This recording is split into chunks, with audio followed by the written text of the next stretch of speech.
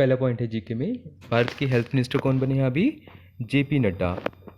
अगला पॉइंट, भारत के chemicals and fertiliser minister कौन है? नितिन गडकरी। नितिन गडकरी के पास रोड एंड ट्रांसपोर्ट मिनिस्ट्री भी है। अगला point, agriculture minister of India कौन है? भारत के अभी जो एग्रीकल्चर मिनिस्टर बने हैं वो रूरल एंड डेवलपमेंट मिनिस्टर भी हैं, वो है शिवराज सिंह चौहान, जो पहले मध्य प्रदेश के सीएम हुआ करते थे। Next point, minister of housing and urban affairs. तो minister of housing and urban affairs और मिनिस्टर ऑफ पावर एक ही हैं। तो minister of housing and urban affairs और मिनिस्टर ऑफ पावर कौन है? मनोहर लाल खट्टर, जो पहले हरियाणा के सीएम हुआ करते थे। अगला point, minister of heavy industries और मिनिस्टर ऑफ स्टील।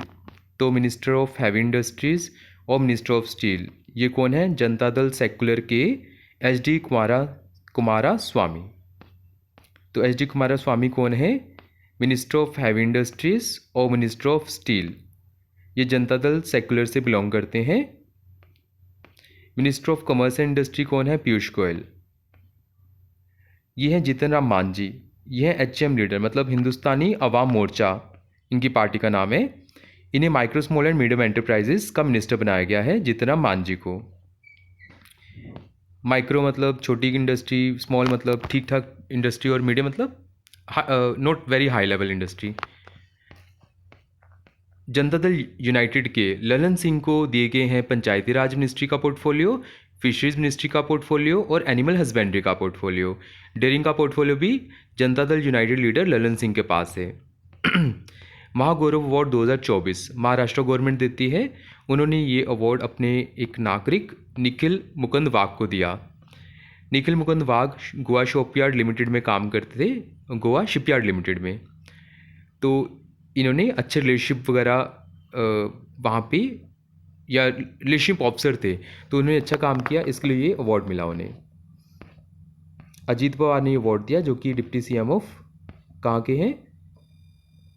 महाराष्ट्र के। फ्रेटर्निटी का मतलब होता है brotherhood. International day of fraternity कब होता है? 4 फरवरी को।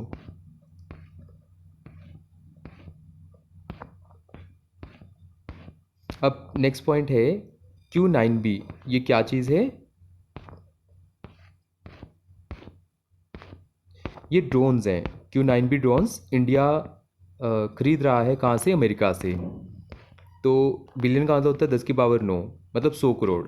तो इसकी कॉस्ट है $4 बिलियन, मतलब 400 करोड़ डॉलर। ये स्काई गार्जियन ड्रोन्स हैं। 31 ड्रोन्स का 31 ड्रोन्स भारत खरीदेगा। तो ये पेंटागन ने इसके लिए यस कर दिया। एक्चुअली जो अमेरिका का डिफेंस मिनिस्ट्री है, डिफेंस ऑफिस है, वो कहाँ पे? पेंटागन में है, मतलब उसकी जो शेप है वो पेंटागनल है, इसलिए पेंटागन को हम वहाँ की डिफेंस मिनिस्ट्री बोल देते हैं। अमेरिका के प्रेसिडेंट जो बाइडन हैं, वाइस प्रेसिडेंट कमला हैरिस हैं। वाशिंगटन डीसी कैपिटल है अमेरिका की। डीसी का मतलब डिस्ट्रिक्ट ऑफ कोलंबिया है। एफिल टावर ये कहाँ पे है? पेरिस में, फ्रांस में। अभी यहाँ पे जाके यूपीआई इंडिया का भी यूज़ हो जाएगा। यूपीआई का मतलब यूनिफाइड पेमेंट इंटरफेस होता है। तो बी मैप जो है ये वहाँ चल जाएगी। कौन सा? यूपीआई बी मैप, ये वहाँ पे चल जाएगी एफिल टावर में भी। तो ये NPCI national payment corporation of India ने डेवलप करी है। इसने रुपए कार्ड भी बनाया है, जो कि भारत का अपना एटीएम कार्ड है।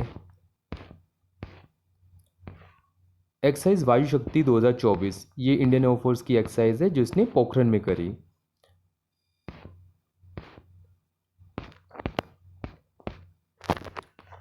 तो जैसलमेर में जो एयरफोर्स का एरिया है, वहाँ से या बेस है, वहाँ से जहाज़ आए और उन्होंने पोखरण में इस एक्सरसाइज को कंप्लीट किया। Pokhran is famous for nuclear test. Khanjar exercise का 11th एडिशन हुआ इंडिया और किर्गिस्तान के बीच में, बकलो में। ये हिमाचल प्रदेश में पड़ता है, बकलो, दुनेरे के पास। ओलेग कोनोनेंको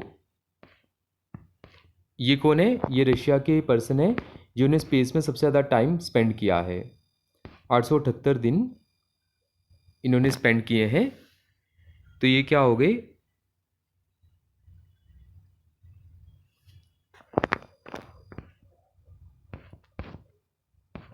एक्चुअली क्या था कि जो ओलेग कोनोनेंको है, इन्होंने रिकॉर्ड तोड़ा है गेनाडी पेडल्का का, क्योंकि 2015 में गेनाडी पेडल्का जो रशिया से बिलोंग करते हैं, उनका रिकॉर्ड था स्पेस में टाइम बिताने का 878 दिन 11 घंटे 29 मिनट 48 सेकंड, जो कि तोड़ दिया गया है रिकॉर्ड। तो ऑलमोस्ट 12 घंटे, मतलब 878 दिन 12 घंटे के आसपास टाइम स्पेंड किया है कि इन्होंने ओलेग कोनोनेंको ने स्पेस में। ये रोस्कोसमोस के लिए काम करते हैं, जैसे इंडिया की स्पेस एजेंसी है इसरो, रशिया की रोस्कोसमोस। स्पेस एक्स के हेड एलन मस्क हैं। Missile man of India doctor APJ Abdul Kalam को कहा जाता है। इनके नाम पे एक आइलैंड भी है जो कि बालासोर में है। इससे पहले व्हीलर आइलैंड कहते थे। यहीं से मिसाइल टेस्ट फायर होती हैं। 4 फरवरी को वर्ल्ड कैंसर डे ऑब्जर्व किया जाता है। कैंसर होता है कार्सिनोजन से, जैसे एग्जांपल लेड का ज़्यादा कंजप्शन कर लें या स्मोक वगैरह का ज़्यादा कंजप्शन कर लें तो कैंसर हो सकता है। इन्वर्टर बैटरी में आपको पता है जो रोड्स होती हैं वो लेड की बनी होती हैं, और जो इलेक्ट्रोलाइट डाला जाता है वो सल्फ्यूरिक एसिड डाला जाता है। इलेक्ट्रोलाइट एक जगह से दूसरे इलेक्ट्रॉन्स को लेके जाते हैं। सल्फ्यूरिक एसिड का फार्मूला H2SO4 है, जबकि हमारे पेट के अंदर म्यूरेटिक एसिड होता है, HCl बोलते हैं, हाइड्रोक्लोरिक एसिड। प्रीमियम पेट्रोल, अगर हम बात करें प्रीमियम पेट्रोल की, तो उसमें क्या सिस्टम रहता है कि प्रीमियम पेट्रोल जो होता है उससे साउंड कम आती है, उसकी क्वालिटी अच्छी होती है। और अगर हम बात करें कि जो उसका एक्स्ट्रा कंटेंट होता है उसमें लेड, मतलब जो एक्स्ट्रा वेस्ट होती है उसमें लेड कंटेंट आ जाता है, इसलिए पोल्यूशन में लेड होता है जो कहाँ से आया, फॉर एग्ज़ाम्पल गाड़ियों के धुएं से आ गया। प्रीमियम पेट्रोल का ये एक फंडा था कि अगर प्रीमियम पेट्रोल नहीं यूज़ करते तो क्या करते हैं कि टेट्राइथाइल लेड डाल देते थे। तो वो भी, उससे भी क्या होता है, टेट्राइथाइल लेड डालने से लेड जाता है स्पेस में। तो उसके लिए फिर वो अभी कार्बोनेटर वगैरह है वही कंज्यूम कर लेता है, वहाँ पे फ़िल्टर लगाया होता है, तभी कहते हैं ना कि गाड़ी में कचरा आ गया, मतलब वो लेड पार्टिकल्स मेनली आ गए। कैंसर दो तरह का होता है, बिनाइन और मेलाइन। बिनाइन मतलब जो फर्स्ट स्टेज में होता है, मेलाइन मतलब जो आखिरी स्टेज में होता है।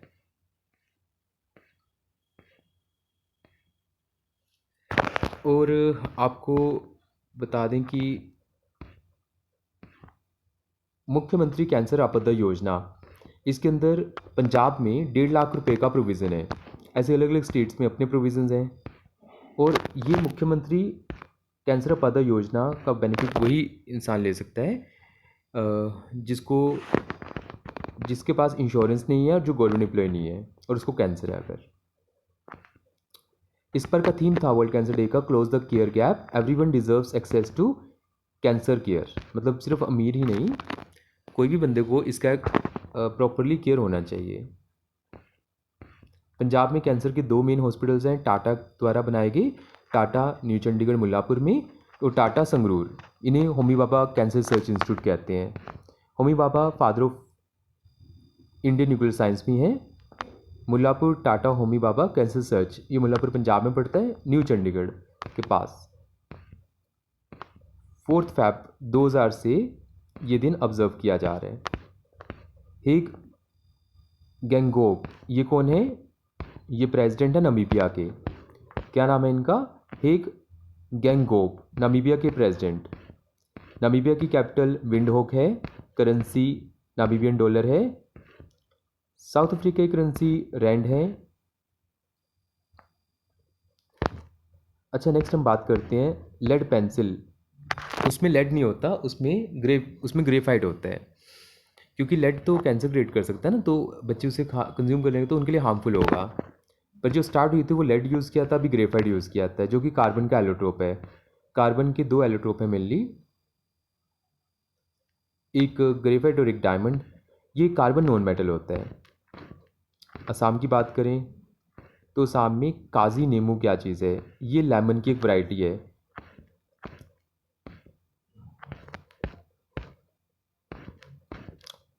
इसको जीआई टैग मिला था। Water warrior city, water warrior city किस शहर को घोषित किया गया है जिसने वाटर यूज़ के लिए, इरिगेशन के लिए काफ़ी काम किया, वेस्ट वाटर मैनेजमेंट और ट्रीटमेंट के लिए भी काम किया। एनसीआर के अंडर आता है, उत्तर प्रदेश में नोएडा। ठीक है, नोएडा इज़ द आंसर। तो जो दिल्ली है उसके आसपास की एरिया को या दिल्ली के एरिया को एनसीआर बोलते हैं, नेशनल कैपिटल रीजन।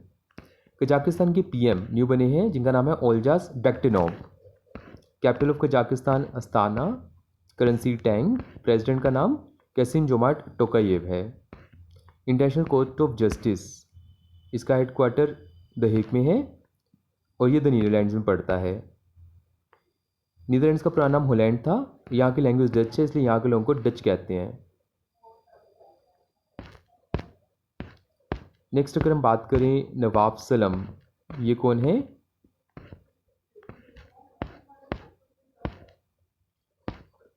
ये लेबनान के न्यू हेड बने हैं, न्यू प्राइम मिनिस्टर बने हैं, नवाब सलम।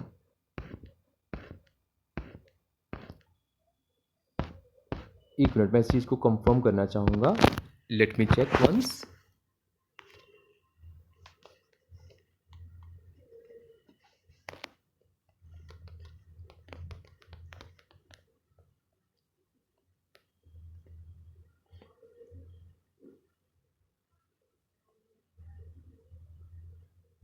अच्छा, सॉरी, मैंने ये गलत कह दिया, यहाँ पे आना था नवाब सलम 27 president of international court of justice हैं। चलो हमें एक्स्ट्रा इन्फॉर्मेशन मिल गई। नवाब सलम क्या है? इंटरनेशनल कोर्ट ऑफ जस्टिस के 27 प्रेसिडेंट है और वो लेबनान से बिलोंग करते हैं।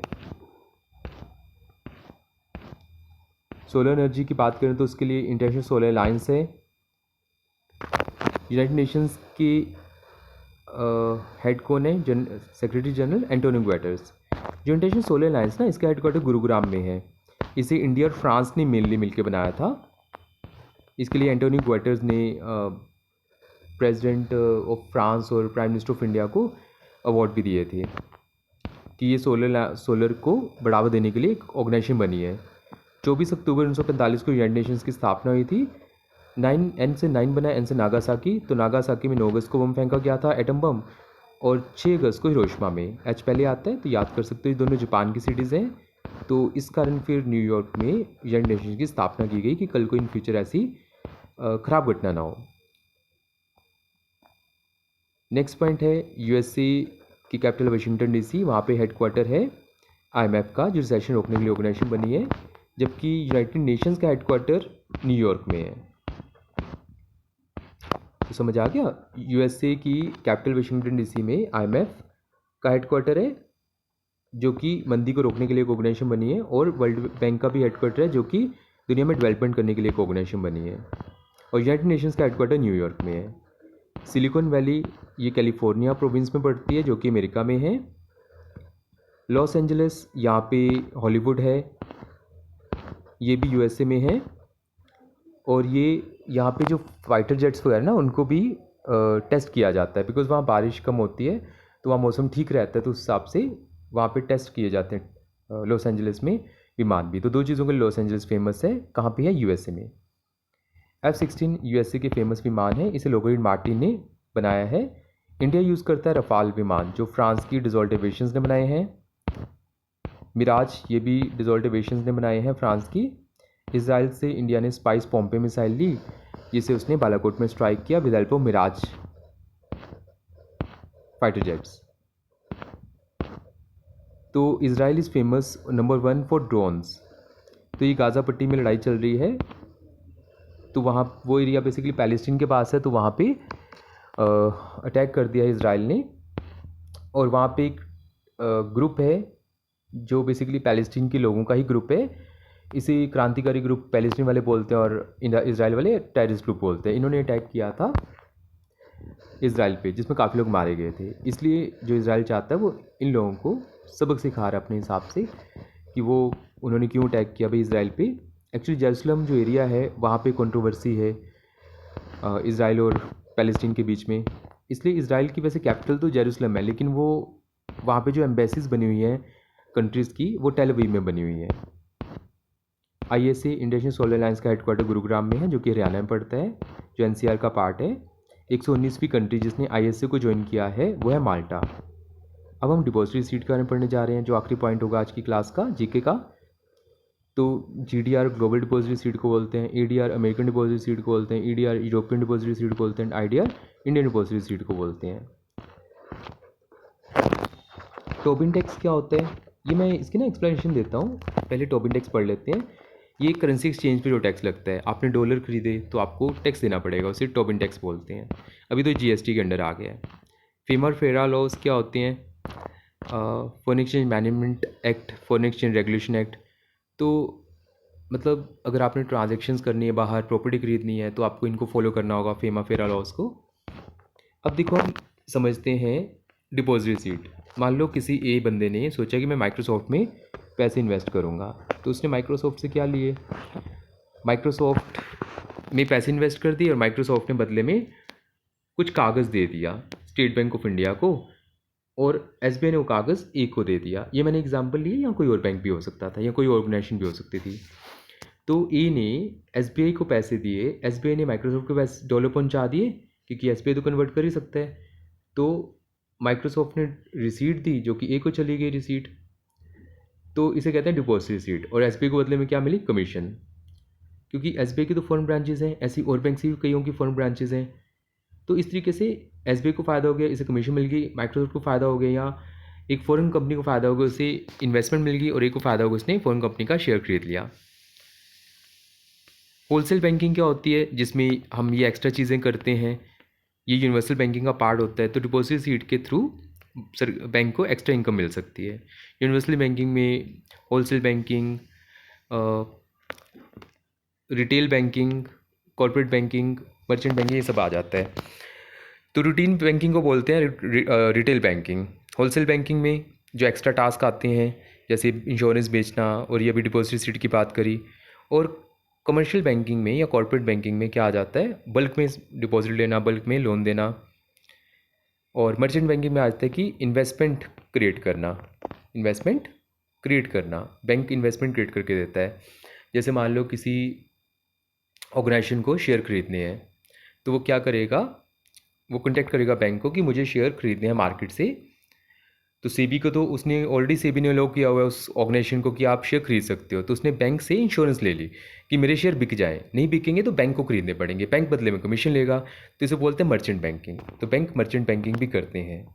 EDR, EDR, GDR, IDR क्या होता है, IDR इंडियन डिपॉजिट सीट। अगर जैसे हमने ऊपर एग्जांपल ली, एक बंदा सपोज इंडियन है, तो वो किस पे डिपेंड करता है, इन्वेस्टमेंट किसने करी है, तो वो इंडियन डिपॉजिट सीट कहलाएगा।